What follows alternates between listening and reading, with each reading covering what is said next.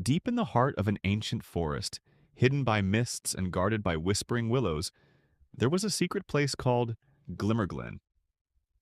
Few humans had ever seen it, for it was the home of Princess Fiora, a fairy princess with wings like spun silver and eyes that shimmered with stardust. Princess Fiora was beloved among her people. She cared for the glowing moonflowers, danced with dragonflies, and knew the name of every bird and beetle in the glen. But she carried a quiet sadness. For hundreds of years, she had watched the world beyond grow louder and colder, and she missed the days when children still believed in fairies. One morning, a ripple of strange magic stirred the air. Fiora, perched on a toadstool throne, felt it tingle through her wings. Someone had entered Glimmerglen. 10-year-old Mira was not like other children. While most spent their days on screens and in cities, Mira loved the forest behind her grandmother's cottage.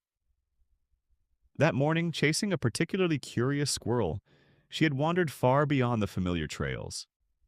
When the mist thickened and the trees shimmered with colors she didn't recognize, she knew she had found somewhere different. She stepped into a clearing and gasped.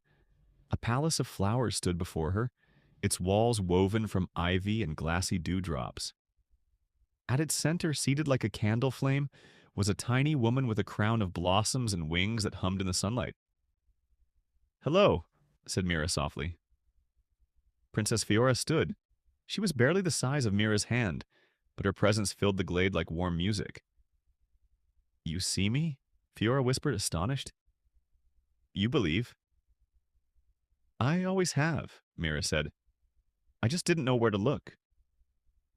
Fiora smiled, and it was like the sun peeking through clouds. "Then you are the first in many years. Glimmerglen reveals itself only to those with wonder still alive in their hearts." They spent the day together, Mira learning the names of flowers that sang, riding on hummingbird back, and hearing stories from centuries past. Fiora listened in return, learning of the world outside. Cities, cars, stories trapped in glass screens. "But magic still lives," Mira said firmly. Sometimes you just have to slow down to find it."